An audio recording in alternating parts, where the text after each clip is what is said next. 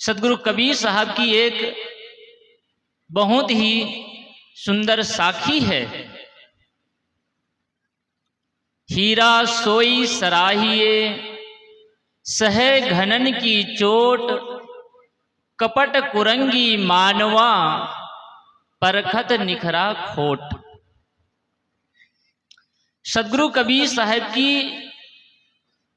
बहुत सारी विशेषता है, उसमें से एक विशेषता यह भी है कि वे अपनी बात उदाहरणों के माध्यम से, दृष्टांत के माध्यम से रखते हैं। क्या कहना चाहते हैं ये बाद में बताते हैं, पहले एक उदाहरण प्रस्तुत करते हैं। और सदगुरु कबीर साहब की दूसरी विशेषता यह है कि वह केवल कारण नहीं बताते बल्कि उपाय भी बताते हैं। कबीर साहब कहते हैं हीरा सोई सराहिए, वही हीरा प्रशंसनीय है। कौन? सहे घनन की चोट। तो क्या कबीर साहब किसी हीरा की बात करते हैं? क्या सदगुरु कबीर साहब किसी हीरा की प्रशंसा करना चाहते हैं? और भला उसकी प्रशंसा करके हमें देना क्या चाहते हैं? वस्तुतः पूरी दुनिया में जो सबसे कीमती वस्तु है, यह पूरी दुनिया जिसे कीमती वस्तु मानती है वह है हीरा। आपने सुना होगा इसी भारत के धरती का कोहनूर हीरा, जो आज इंग्लैंड के विक्टोरिया के माथे के वो साज बनी हुआ है, जो सबसे बहुमूल्य और कीमती माना जाता है। तो दुनिया का जो सबसे कीमती अनमोल जो वस्तु है वह हीरा है। और सदगुरु कबीर साहब हम सबके जीवन को आज हीरे के सरीखे बताते हैं, बल्कि हीरे से भी ज्यादा मूल्यवान है। आप इस जीवन में अगर मेहनत करेंगे, परिश्रम करेंगे तो एक क्या अनेक हीरा खरीद सकते हैं, लेकिन हजारों हीरा को मिलाकर के भी आप जीवन के 1 मिनट खरीद सकते नहीं हैं। इसीलिए संतों ने, गुरुजनों ने कहा टाइम इज लाइफ, समय ही धन है, जीवन है। और टाइम इज मनी, समय ही धन है। समय ही जीवन भी है और समय ही धन भी है। माता बहनों, अगर आप भी हीरा तो हैं लेकिन हीरा की परख नहीं है और हीरा अभी घिसा नहीं है, इसलिए इसकी कीमत कम है। आप सबको थोड़ी देर के लिए गुजरात ले चलूं। गुजरात प्रांत के एक बहुत ही प्यारा शहर है सूरत, और कभी जाने का मौका मिले तो वहाँ एक हमारा आश्रम है शणिया हेमाद, सूरत के अंतर्गत कबीर पारख आश्रम। तो वहाँ कभी जाइएगा और जाकर के दर्शन करने का भी लाभ लीजिएगा। उसी सूरत शहर पूरे एशिया का सबसे बड़ा हीरे का केंद्र है। वहाँ हीरा निकलता नहीं है, वहाँ हीरा तराशा जाता है और हीरा का सबसे बड़ा व्यापार होता है। तो मुझे भी सौभाग्य ही कहना चाहिए, सौभाग्य से हीरा देखने का अवसर मिला। तो एक जौहरी ने लाया 2 प्रकार का हीरा, एक तराशा हुआ और दूसरा बिना तराशा हुआ। उसने कहा साहब ये हीरा बिना तराशा हुआ है, जो खदान से डायरेक्ट निकाला है, अगर आप उसको देखते तो उसको कंकड़ पत्थर समझ करके फेंक देते। न उसमें कोई चमक, न उसमें कोई खूबसूरती, बस एक साधारण पत्थर जैसे दिख रहा था। लेकिन और उसने बताया कि इसकी कीमत लगभग 1000 रुपए की होगी। कितनी की होगी? केवल 1000 रुपए की होगी। हमने पूछा, हमारे संत ने कहा कि अगर इसको तराश दिया जाए, इसको नकाश दिया जाए तो इसकी कीमत कितनी हो जाएगी? उसने कहा इसकी कीमत 50 से लाख भर की भी हो सकती है। जिस हीरे की कीमत खदान से निकालने पर केवल 1000 की है, उसे तराश देने पर, उसे नकाश देने पर वही हीरा 50,000 और लाख भर का भी हो जाता है। पत्थर का वही टुकड़ा होता है, लेकिन उसकी कोई कीमत नहीं होती। लेकिन जब एक कारीगर, एक मिस्त्री के हाथ में वह पत्थर पड़ता है और छीनी हथौड़ी के मार को सहता है, तो वही पत्थर कभी किसी मंदिर का भगवान बन जाता है, कीमती हो जाता है, मूल्यवान हो जाता है और पूजनीय भी हो जाता है। सज्जनों, माता बहनों, आप सब हीरे के सरीखे हैं, हीरे के समान हैं। बस जरूरत है तो जीवन को तराशने की, जीवन को संवारने की, जीवन को बनाने की, जिसके लिए सदगुरु कबीर साहब ने कहा, गुरु कुम्हार शिष्य कुंभ है, गड़गड़ काढ़े खोट, अंदर हाथ सहार के, बाहर वह चोट। एक गुरु क्या है? कुम्हार है, ये निर्माता है, सृजन करता है, सुंदर रूप देता है। अगर इनके शरण में आते हैं, इनके साथ होते हैं, तो हमारा जीवन भी निखर सकता है। अभी हमारा जीवन कैसा है? अनगढ़ पत्थर जैसे हैं, लेकिन संत और गुरुजन हमें संस्कारित करते भी, संस्कार के हमारे साहब जी द्वारा श्रवण कर रहे थे, ये सत्संग के माध्यम से गुरुजन संस्कार करते हैं, संस्कार देते हैं। और मैं ये बात कभी कभी कहता हूं कि ये जो सत्संग है ना, ये विश्वविद्यालय भी है, ये सर्विस सेंटर भी है और ये ब्यूटी पार्लर भी है। ये तीनों है। विद्यालय में शिक्षा मिलती है, ऐसे ही यहाँ से आपको जीवन जीने की शिक्षा कला मिलती है। ये आपके लिए सर्विस सेंटर है। जिसकी बुद्धि बिगड़ जाती है तो बुद्धि को भी रिपेयरिंग करने की जगह यही है। और जिसकी अगर चेहरा खराब हो, अगर चेहरे को निखारना चाहें, अगर बाल संवारना चाहें और फेशियल करना चाहें, ब्यूटी पार्लर की ओर जाना पड़ता है। इसी प्रकार की अगर कोई जीवन को संवारना चाहें, जीवन को महकाना चाहें, जीवन को सुंदर बनाना चाहें, तो इस सत्संग से बड़ा ब्यूटी पार्लर कहीं भी मिलेगा नहीं। और याद रखिए, जिस ब्यूटी पार्लर में आप जाते हैं, सवेरे जाएंगे, शाम तक बिखर जाएगा, लेकिन जो एक बार सत्संग रूपी ब्यूटी पार्लर में आएगा, उसकी जिंदगी सदा सदा के लिए निखर जाएगा, निखर जाएगा। मजेदार बात एक और है, हमारे भाई भी ब्यूटी पार्लर जाते हैं और हमारी बहनें भी जाते, बस शब्द का अंतर है।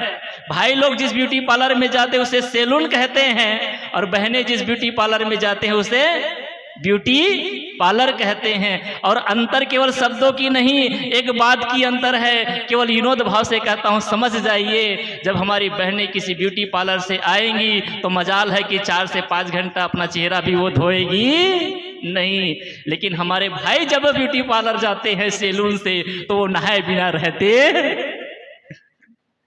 तो मैं कह रहा था कि सदगुरु कबीर साहब ने कहा, हीरा सोई सराहिए, सहे घनन की चोट, और कपट कुरंगी मानवा परखत निखरा खोट। सज्जनों, माता बहनों, हम सब भी हीरा जैसे ही हैं, बस हमें सजाने की जरूरत है, अपने जीवन को तराशने की जरूरत है। और वो तराशेंगे कैसे? तो आइए इस हीरा की जो गुण है उसी से हम समझ जाएं कि हम अपने जीवन को कैसे तराश सकते हैं, कैसे बना सकते हैं, कैसे संवार सकते हैं, और हीरा से भी मूल्यवान आप और हम बन सकते हैं। हीरे में 3 विशेषता है। हीरे की पहली विशेषता है, गुरु और कबीर ने कहा कि हीरा वह असली हीरा है जो घनों की चोट मार पड़ने पर भी टूटता। कहते हैं हीरा को निहाई पर रखिए, निहाई जानते हैं ना, वो लोहार का पत्थर जिस पर रख करके वो हथौड़ी औजार को चलाता है, उस लोहे के टुकड़े को निहाई कहते हैं। उस लोहार के निहाई पर आप हीरा को रखिए और घन से ऊपर से मारिए। अगर असली हीरा होगा तो निहाई में धंस जाएगा या छिटक जाएगा, लेकिन टूटेगा।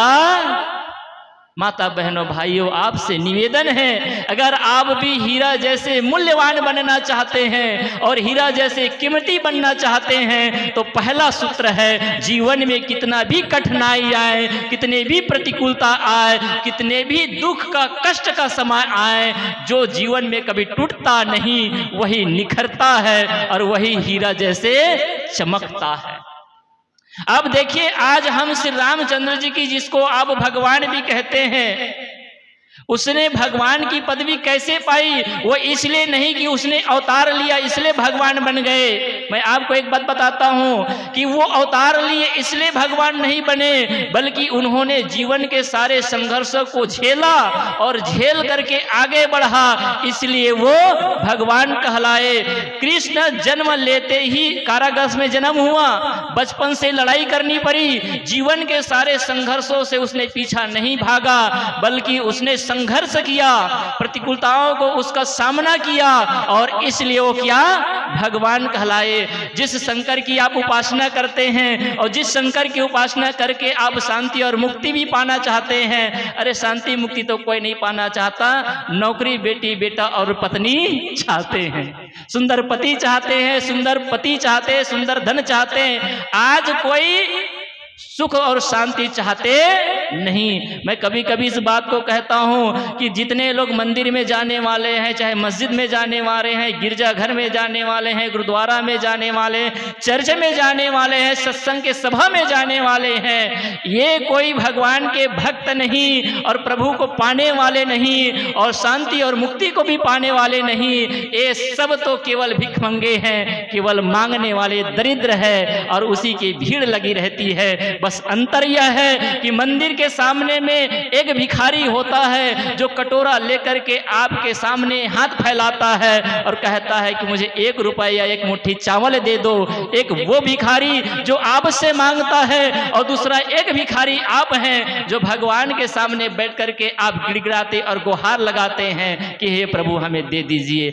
आपने कभी मंदिर में भगवान को पाने के लिए नहीं गया, आपने मंदिर में कभी शांति और मुक्ति पाने के लिए नहीं गया। आपने मंदिर जब भी गए, उपवास आपने जब भी रहा तो किस लिए रहे? कि धन मिल जाए, पैसा मिल जाए, पुत्र मिल जाए, पत्नी मिल जाए, नौकरी मिल जाए, सारे संसार के वैभव को हमने पाना चाहा, लेकिन परमात्मा को, शांति और मुक्ति को पाना कभी हमने चाहा नहीं। और हम क्या बोलते हैं, ना परमात्मा मिलता है और ना शांति और मुक्ति मिलती है, क्योंकि हमने कभी उसको चाहा ही नहीं।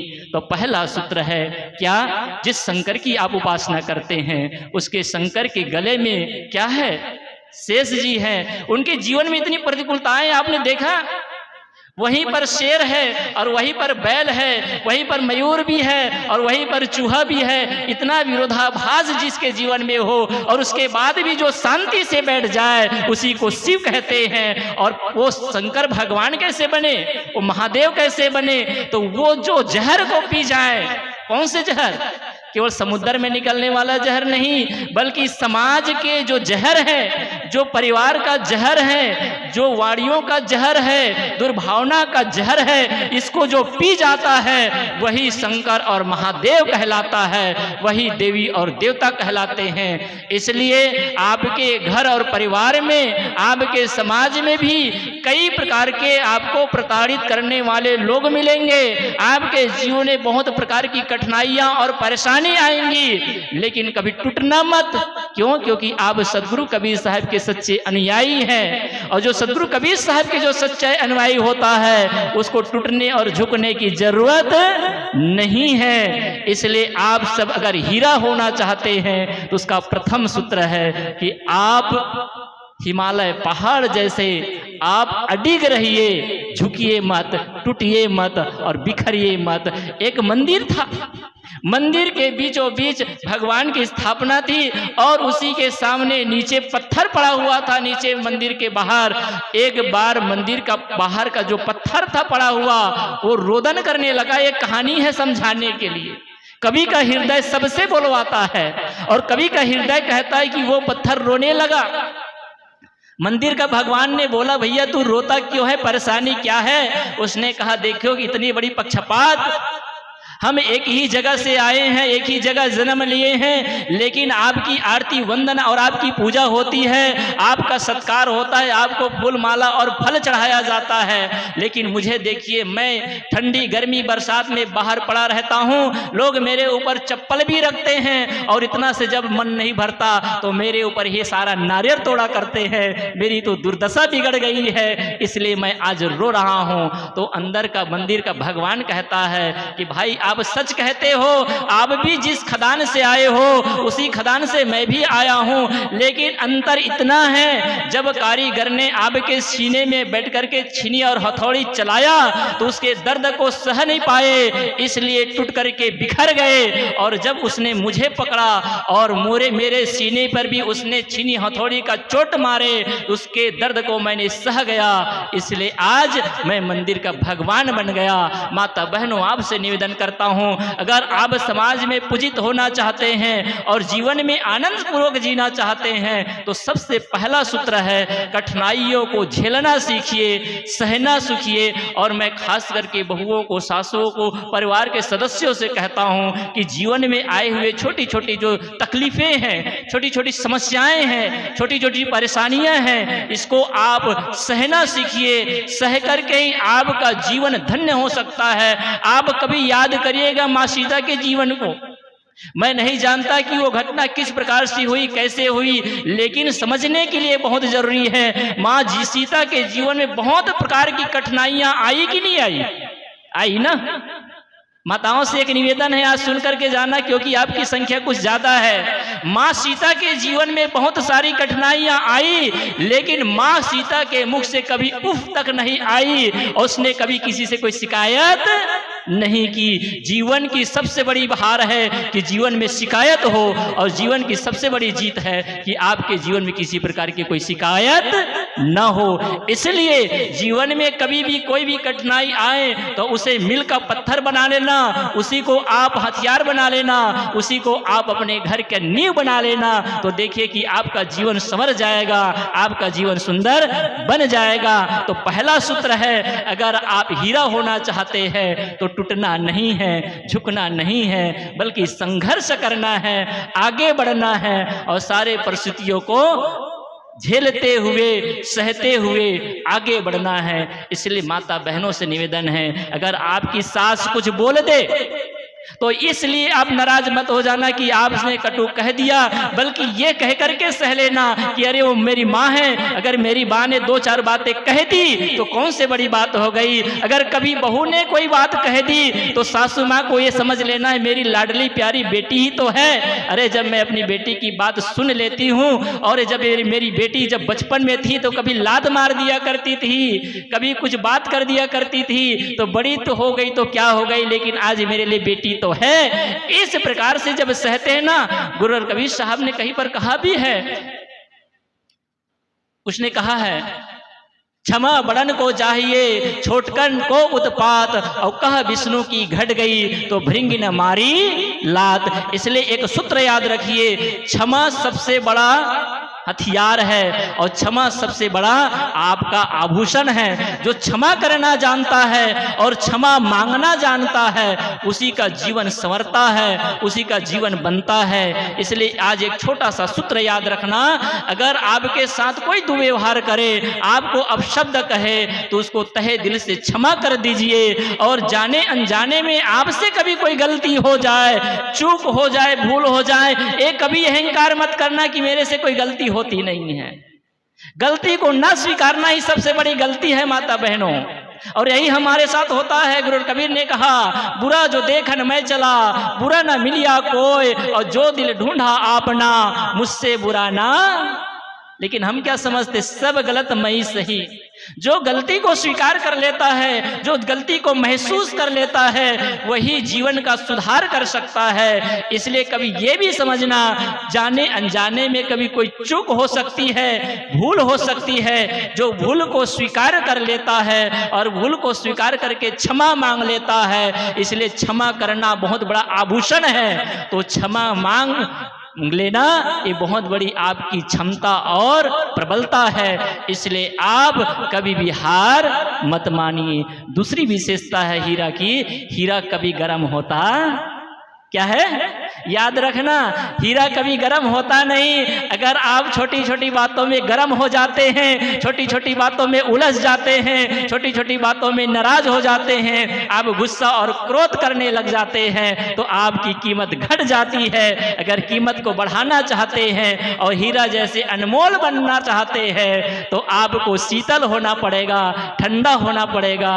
अभी हमारे भजन कलाकार भजन गाने से पहले उसने कहा कबीर मन शीतल भया, जैसे उसने कहा कि कबीर मन शीतल भया जैसे शीतल मन बन जाए, उसने शीतल मन कहा, लेकिन उसकी साखी का जो असली तर्ज है वो क्या है, कमीन मन निर्मल भया जैसे गंगा नीर और पाछे पाछे हरि फिरे, कहत कबीर कबीर आपका मन शीतल भी हो और आपका मन पवित्र हो, यही भक्ति करने का भी अर्थ है, यही धर्म करने का भी अर्थ है, यही पूजा पाठ करने का भी अर्थ है, और सत्संग करने का फल भी यही है क्या कि आपका मन शीतल हो जाए, आपका मन पवित्र हो जाए। अगर आपका मन शीतल नहीं है, आपका मन पवित्र नहीं है, तो समझ लीजिए आपको किसी प्रकार का कोई फल मिला नहीं। क्यों? क्योंकि हमारे जीवन का जो सबसे परम धन है, परम मूल्यवान चीज है, वो हमारे मन की शांति है। अगर हमारा मन शांत नहीं है तो सब कुछ हो जाए,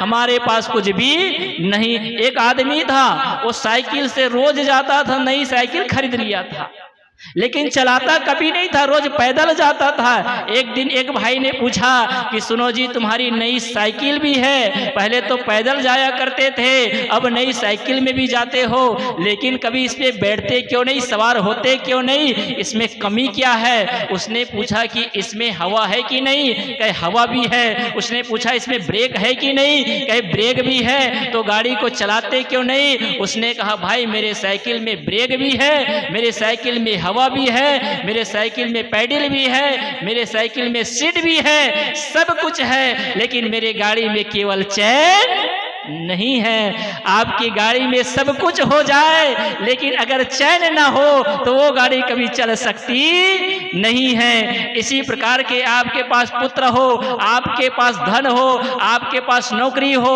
आपके पास विद्या भी हो, सब कुछ हो जाए, लेकिन आपके जीवन में अगर शांति रूपी चैन नहीं है तो आपकी गाड़ी कभी चलने वाली नहीं है। इसलिए माता बहनों, अगर हीरा जैसे अनमोल बनना चाहते हो तो आप शीतल बनने का प्रयास करना, और जो शीतल बन जाता है उसी का जीवन धन्य हो जाता है, वही कीमती होता है। इसलिए कभी क्रोध मत करना, कभी गुस्सा मत करना, कभी अशांत और पीड़ित मत होना, बल्कि शांत होना, और जितना शांत होकर के समाधान मिलेगा। एक अंतिम बात कहकर के अपनी वाणी को विराम करता हूं, किसी भी समस्या का समाधान विवाद में नहीं है, वो संवाद में है, और संवाद का मार्ग शांति से होकर के निकलता है।